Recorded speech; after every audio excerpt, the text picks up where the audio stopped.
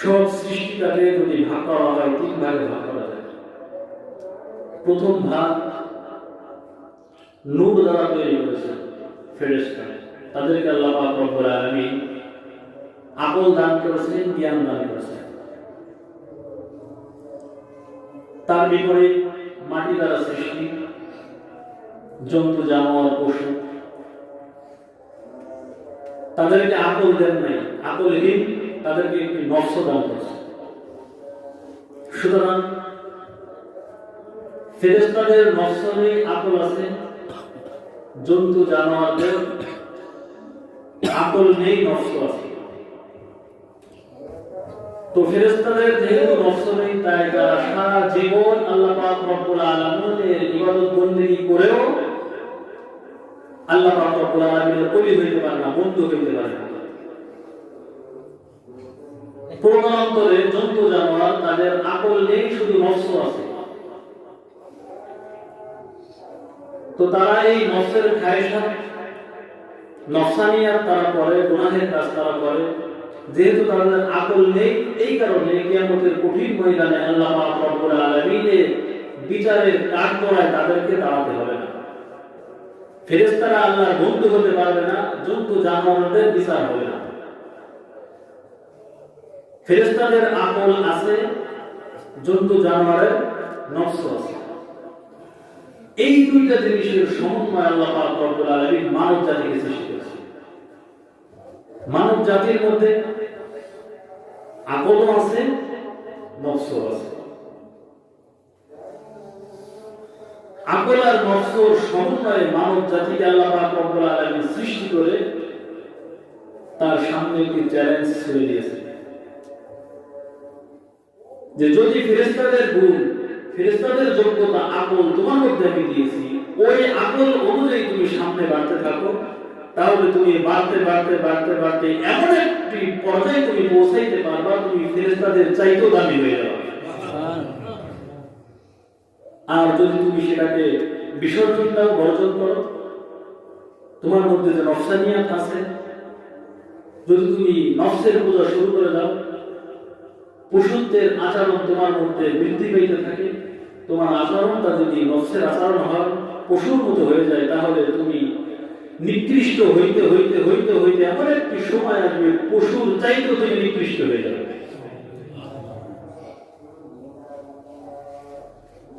এজন্য যত সৃষ্টি আমরা দেখি পৃথিবীতে, সব সৃষ্টিকে আল্লাহ পাক রব্বুল আলামিন বিচারের কাঠগড়ায় দাঁড় করাবেন না। আমরা বাহ্যিকভাবে আমাদের দু চোখে যা দেখি, অনেক বিষয় দেখে মনে হয়, ওইগুলোর মনে হয় জীবন নেই, অনুভূতি শক্তি নেই। ব্যাপারটা এমন নয়। আল্লাহ পাক রব্বুল আলামিন মাটি সৃষ্টি করলেন, পাথর সৃষ্টি করলেন। এই মাটি এবং পাথরেরও জীবনী শক্তি আছে, অনুভূতি শক্তি আছে, কিন্তু এত ক্ষীণ যেটা আমাদের ব্রেনে ধরা পড়ে না। আর একটু সামনে যদি অগ্রসর হয়, তাহলে উদ্ভিদ মাটির থেকে আর একটু বেশি ক্ষমতা তাদেরকে দেওয়া হয়েছে। তার স্থানান্তর হতে পারে, বর্ধনশীল, ফল দেয়। আর একটু সামনে যদি অগ্রসর হয়, পশু, জীবজন্তু, জানোয়ার, তারা বর্ধনশীল, তারা খায়, তারা পান করে, তারা চলাফেরা করতে পারে, অন্যের থেকে নিজেকে আত্মরক্ষা করতে পারে, অন্যের উপর আক্রমণও তারা করতে পারে। এমনকি তাদের মধ্যে যৌবিক চাহিদাও আছে, তারা বাচ্চাও পয়দা করে। আরেকটু সামনে যদি অগ্রসর হয়, তাহলে মানুষ। এই পশুর মধ্যে যাবতীয় যত গুণ, সব গুণগুলোর সমষ্টি মানুষের মধ্যে আছে। বাড়তি আরেকটি গুণ আল্লাহ পাক রব্বুল আলামিন মানব জাতির মধ্যে দিলেন, সেটি হলো ফেরেশতাদের গুণ, আকল।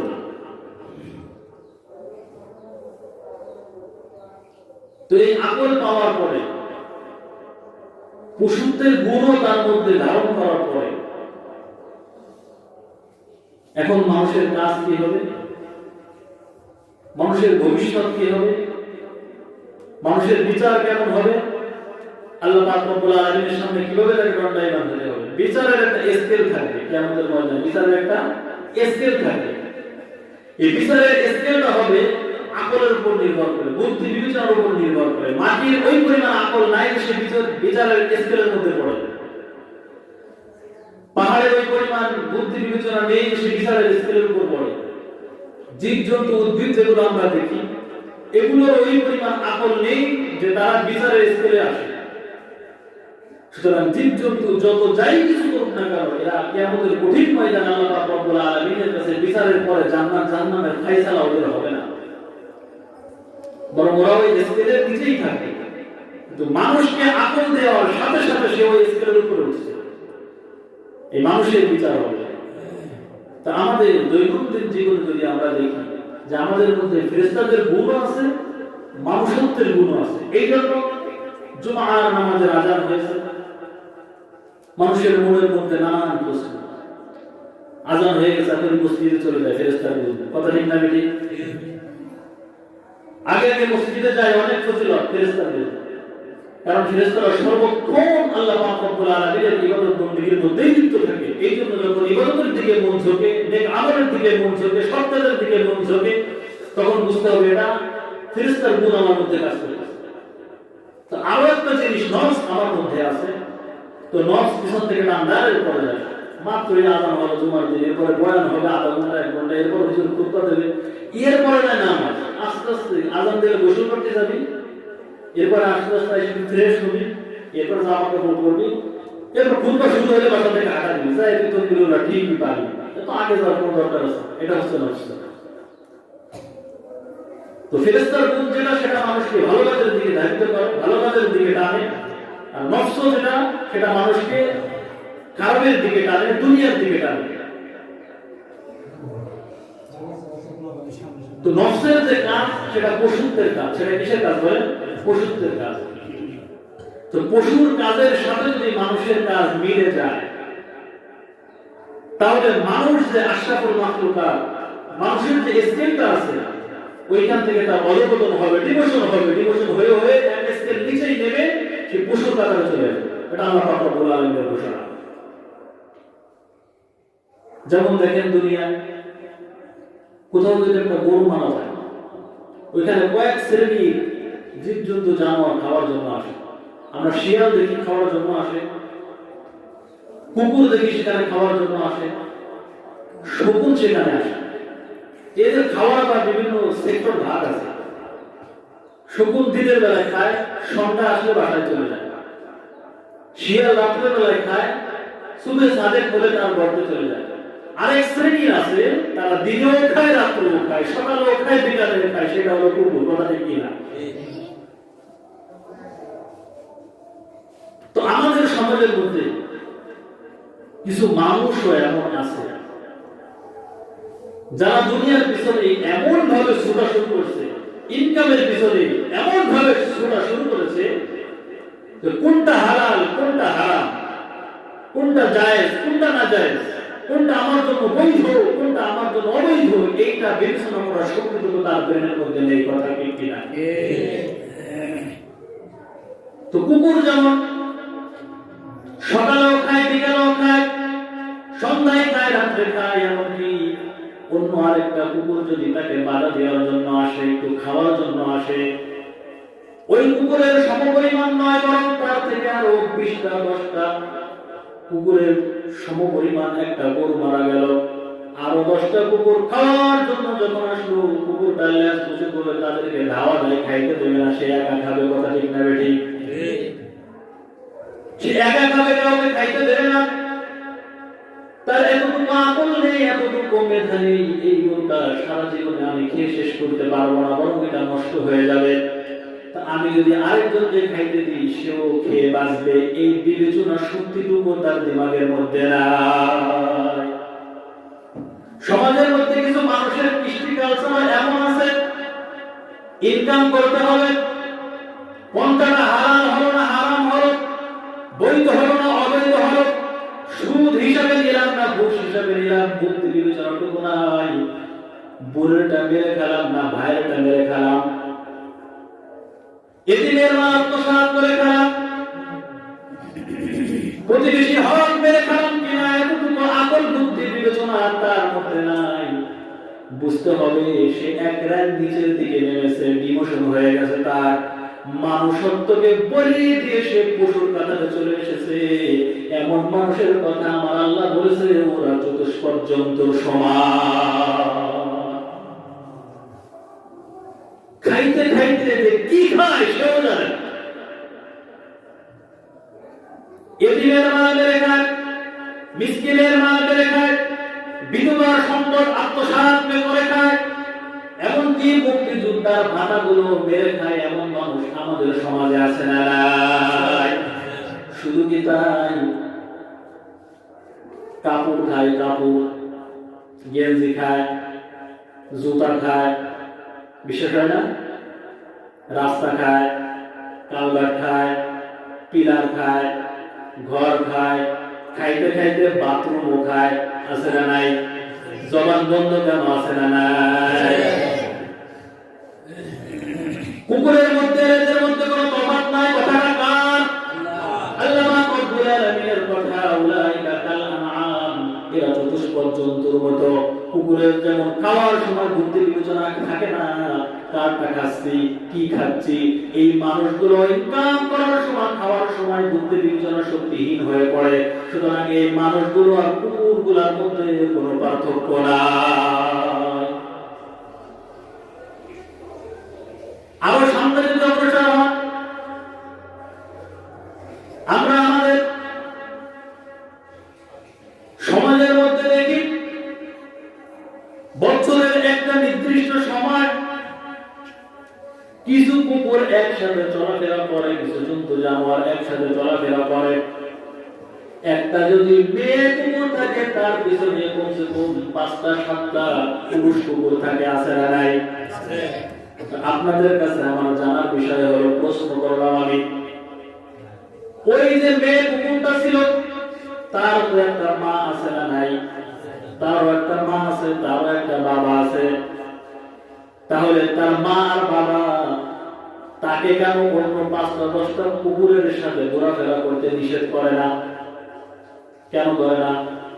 কারণ হলো তাদের মধ্যে ওই বুদ্ধি বিবেচনা শক্তিটুকু নাই। আমাদের সমাজের মধ্যে কিছু অভিভাবক এমন আছে যে তার ছেলে সন্তানগুলোকে উন্মুক্ত করে দিয়েছে সমাজের মধ্যে বিভিন্ন জায়গায়। সন্ধ্যা নাই, রাত নাই, দিন নাই, দুপুর নাই, রাত নাই, এখানে সেখানে উন্মুক্ত ভাবে চলাফেরা করতেছে। ৫টা ১০টা ছেলের সাথে সে নিজের অধিকার প্রতিষ্ঠিত করতেছে। সমাজের মধ্যে মুখ দেখানো যায় না এমন ছেলে সন্তান আমাদের এলাকায় আছে না?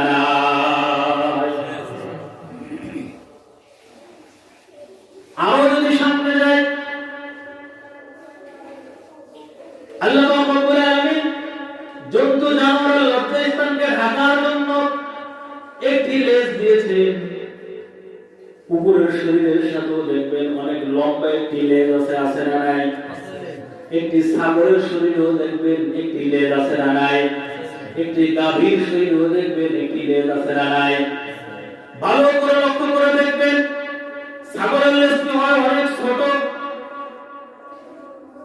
কিন্তু সে তার ছোট ওই লেজটা দ্বারা তার লজ্জাস্থানকে ঢাকার আপ্রাণ চেষ্টা করে, কথা ঠিক না বেঠিক? ঢেকে রাখার চেষ্টা করে। গাভী তার লেজ দ্বারা তার লজ্জাস্থানকে ঢেকে রাখার চেষ্টা করে, কিন্তু কুকুরের খাসলা দেখবেন তার থেকে ভিন্ন। কুকুরের লেজটা অনেক বড়, অনেক মোটা সোনা হওয়া সত্ত্বেও ওই লেজটাকে লজ্জাস্থান ঢাকার কাজে ব্যবহার না করে গোড়ায় উল্টা দিকে উপরের দিকে দিয়ে রাখে, কথা ঠিক না বেঠিক? এটা কুকুরের খাসলা, জন্তু জানোয়ারের খাসলা যেটা। এখন যদি আপনি বর্তমান সামাজিকতা দেখেন, আল্লাহ রাব্বুল আলামিন টাকা পয়সার অভাব দেন নাই, পোশাক আশাকের কোনো অভাব নাই, সাজ সরঞ্জামের কোনো অভাব নাই। এরপরও এমন কিছু মানুষ সমাজের মধ্যে আছে না নাই? লজ্জাস্থান ঢাকার মতো যথেষ্ট পরিমাণ পোশাক থাকা সত্ত্বেও লজ্জাস্থান ঢাকে না।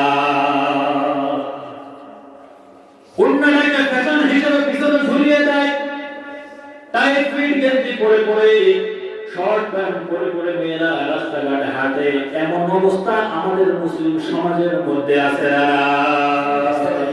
বুঝতে হবে, জন্তু জানোয়ার কুকুর যেমন লেজ থাকা সত্ত্বেও লজ্জাস্থান ঢাকতে পারে নাই, ওই খাসলাত তাও গ্রহণ করেছে।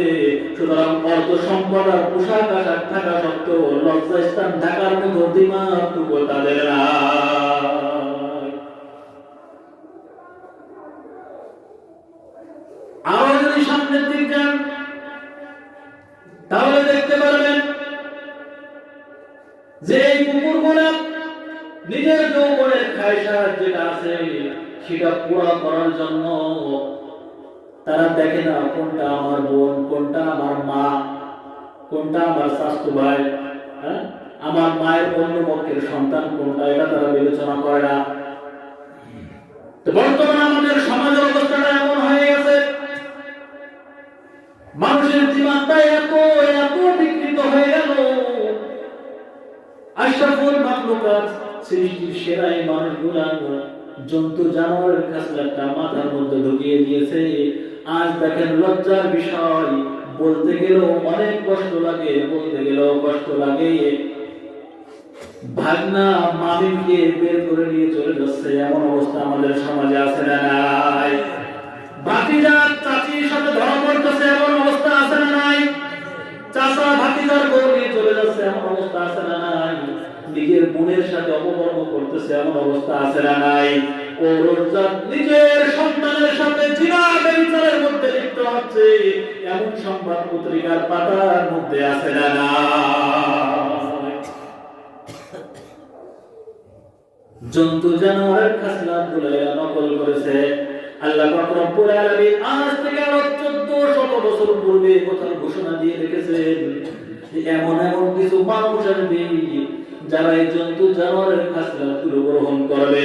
জন্তু জানোয়ার যেমন নফসের খায়সাত পূরণ করার জন্য কোনটা আমার জন্য হারাম, কোনটা আমার জন্য হালাল, কোনটা আমার জন্য বৈধ, কোনটা আমার জন্য অবৈধ, এই বিষয়গুলো তারা যখন বিবেচনা করে না, এক শ্রেণীর মানুষ আসবে তারা এই জন্তু জানোয়ারের খাসলাতটা ধারণ করে, কোনটা হালাল, কোনটা হারাম, কোনটা বৈধ, কোনটা অবৈধ, কোনটা ইসলাম শরীয়ত সম্মত, কোনটা শরীয়ত সম্মত নয়, এই বিবেচনাগুলো তাদের একদিন লোক পাবে, তারাও ওই জন্তু জানোয়ারের মতো ব্যবহার শুরু করবে।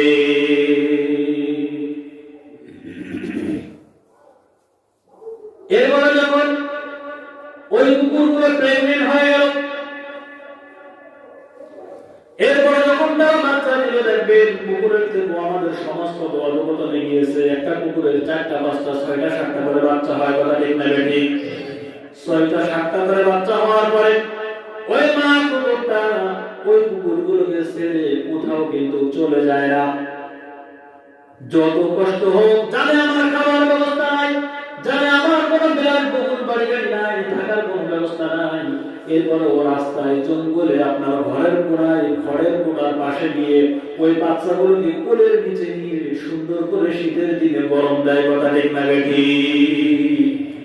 কিন্তু আমাদের সমাজের মধ্যে আমরা কি দেখতেছি? জিনা করে, ব্যভিচার করে, অশ্লীল কাজকর্ম করার পরে যখন প্রেগনেন্ট হয়ে যায়, যখন বাচ্চা এসে যায় পেটে, তখন এই বাচ্চাটাকে হাসপাতালে দিয়ে ওয়াশ করে করে বের করে, এরপর বাথরুমের মধ্যে মানব সন্তান পাওয়া যায়, কথা ঠিক না বেঠিক? ডাস্টবিনের মধ্যে মানব সন্তান পাওয়া যায়, বিভিন্ন রাস্তার মোড়ে মোড়ে ব্যাগের মধ্যে মানব সন্তান পাওয়া যায়। একটু চক্ষু বন্ধ করে চিন্তা করে দেখো মুসলমান, কি আমাদের মনে ছিল? আমরা আজ কোথায় আসলাম? কি হলো আজ আমাদের? যেমন আমাদেরকে দান করেছিলেন, আজ আমরা কোথায় গেলাম? আল্লাহ পাক রব্বুল আলামিন চোখটা কিসের জন্য দান করেছিলেন? আমরা এখন কোন দিকে যাইতেছি? আল্লাহ পাক রব্বুল আলামিন কর্ণটা কেন দান করেছিলেন? এখন আমরা কর্ণ দিয়ে কি করতেছি? আল্লাহ পাক রব্বুল আলামিন আমাদেরকে বুদ্ধি বিবেচনা করার জন্য একটা অন্তর দিয়েছেন। অন্তরটা আমরা কোথায়, কোন কাজে, কোন ব্যবহার করতেছি চিন্তা ভাবনা করে দেখো। নিজের নফসানিয়া তার খায়সাতকে পুরো করার জন্য দুনিয়ার অশ্লীল পথগুলো আজ আদম সন্তান বেছে নিয়েছে।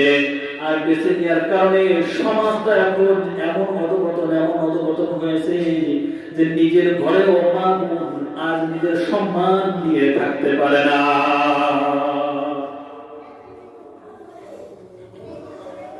এই জন্তু জানোয়ারের মতো ব্যবহার হয়ে যাওয়ার কারণে কঠিন কিয়ামতের ময়দানে আল্লাহ পাক রব্বুল আলামিন এই জন্তু জানোয়ারের সামনে আমার আর আপনাকে বিচারের কাঠগড়ায় দাঁড় করাবেন। সেদিন জন্তু জানোয়ারের সামনে আমাদের জান্নাত এবং জাহান্নামের ফায়সালা হবে। যখন কিয়ামতের ময়দানে সব মানুষগুলো একত্রিত হয়ে যাবে, তখন বিচার কার্য পরিচালনা করবেন রব্বে কারীম আল্লাহ পাক রব্বুল আলামিন। বিচার কার্য পরিচালনা করবেন আগে পশু জীবজন্তু জানোয়ারের। তাদেরকে বলা হবে তোমাদেরকে অতটুকু পরিমাণ বুদ্ধি বিবেচনা শক্তি জীবনী শক্তি দান করেছিলাম, অন্যের উপর আঘাত করলে তোমরা বুঝতে, তোমাকে কেউ কামড় দিলে তুমি অন্য একজনের কাছে গিয়ে প্রতিশোধ গ্রহণ করতে। সুতরাং এতটুকু বিচার যদি আমি না করি তাহলে আমি আল্লাহ পাক রব্বুল আলামিন তো ন্যায় বিচারক বাদশা হতে পারি না। সুতরাং সেদিন বিচার হবে, জীব জন্তু পশু জানোয়ার সবগুলোকে ওঠানো হবে। মানুষের রান্নায়মান থাকবে, এই জন্তু জানোয়ারগুলো রান্নায়মান থাকবে, মানুষের সামনে তাদের বিচার হবে। যদি একটা কুকুর আরেকটা কুকুরকে একটা কামড় দিয়ে থাকে অন্যায় ভাবে, ওই দিন ওই কুকুরটাকে বলা হবে তুমিও তাকে পাল্টা একটা কামড় দিয়ে দাও। যখন একটা কামড় দেওয়া হয়ে যাবে আল্লাহ পাক রব্বুল আলামিন বলবেন কুনু তুরাবা, মাটি হয়ে যাবে, সাথে সাথে তারা মাটি হয়ে যাবে, মাটির সাথে মিশে যাবে। তখন মানুষের বিচার কার্য শুরু হয়ে যাবে। মানুষের বিচার কার্যের পরে একদল জান্নাতি হয়ে যাবে, আরেক দল জাহান্নামী হয়ে যাবে। জান্নাতীদের আমলনামাটা ডান হাতে দেওয়া হবে আর জাহান্নামীদের আমলনামাটা বাম হাতে দেওয়া হবে। তাদেরকে বলা হবে এদেরকে তোমরা হাকায় নিয়ে যাও, জাহান্নামের দিকে নিয়ে যাও। যখন তাদেরকে জাহান্নামের দিকে নিয়ে যাওয়া হবে তখন এই মানুষগুলো আফসোস করে বলবে ইয়া লাইতানি কুনতু তুরাবা, হায় আমাদের আফসোস কি হলো, আমাদের সামনে আমাদের গৃহপালিত পশুগুলা জন্তু জানোয়ারগুলাকে আল্লাহ পাক রব্বুল আলামিন বিচার করার পরে মাফ করে দিলেন। যা হওয়ার তাই হয়ে গেল, তারা মাটি হয়ে গেল। জাহান্নামের কঠিন শাস্তি তাদের জন্য না, কিন্তু আমাদের কি হলো যে আমাদের বিচার হওয়ার পরে আবার কঠিন আগুনের মধ্যে আমাদের জ্বলতে হবে। এবার আল্লাহ পাক রব্বুল আলামিন কোরআনুল কারীমের মধ্যে স্পষ্টভাবে বলে দিয়েছেন উলাইকা কাল আনআম বাল হুম আদাল উলাইকা হুমুল গাফিলুন। তাদেরকে চক্ষু দিয়েছিলাম দেখার জন্য, কান দিয়েছিলাম শ্রবণ করার জন্য, অন্তর দিয়েছিলাম বুদ্ধি বিবেচনা করার জন্য, তাদেরকে আকল দিয়েছিলাম ফেরেশতাদের চাইতে আরো উৎকৃষ্ট হওয়ার জন্য। সুতরাং তাই ফেরেশতাদের চাইতে উৎকৃষ্ট হওয়ার যে গুণটাকে তারা বাদ দিয়ে নফসানিয়াত শুরু করলো। পশুর যে গুণটা তাদের মধ্যে আছে এই গুণকে তারা গ্রহণ করেছে। গ্রহণ করার কারণে তাদের মধ্যে পশুর যে কালচার সেই কালচারটা স্পষ্ট হয়ে গিয়েছে। তারা দুনিয়ার মুখে চক্ষু দ্বারা দেখে নাই, কর্ম দ্বারা শ্রবণ করে নাই, অন্তর দ্বারা তারা অনুভূতি শক্তি ছিল কিন্তু বাস্তবায়ন করে নাই। না করার দরুন আজ জীবজন্তু জানোয়ারের জন্য জান্নাত জাহান্নামের ফয়সালা নাই, কিন্তু তুমি জীবজন্তুর মতো হওয়ার কারণে তোমাকে আজ জাহান্নামের কঠিন শাস্তির সম্মুখীন হতে হবে। কথা ঠিক না বেঠিক? সুতরাং বুদ্ধি বিবেচনা আল্লাহ পাক রব্বুল আলামিনের একটি বড় নিয়ামত। চিন্তা শক্তি আল্লাহ পাক রব্বুল আলামিনের একটি বড় নিয়ামত। স্ক্রুটা যদি একটু ঢিল করে দেন তাহলে তার নাম আর মানুষ থাকে না, তাকে পাগল বলা হয়। কথা ঠিক না বেঠিক? স্ক্রুটা যদি একটু ঢিল করে দেন তাকে বলা হয় পাগল, অ্যাবনরমাল। এত বড় নিয়ামত পাওয়ার পরেও আল্লাহ পাক রব্বুল আলামিনের বিধানগুলো বুঝে আসে না। জীবজন্তুর মতো ব্যবহার কেন আমাদের হয়ে গেল? দুনিয়ার সাথে সব কিছু করতে হবে, দুনিয়ায় থাকলে দুনিয়া ছাড়া চলা যাবে না, দুনিয়া নিয়ে চলতে হবে।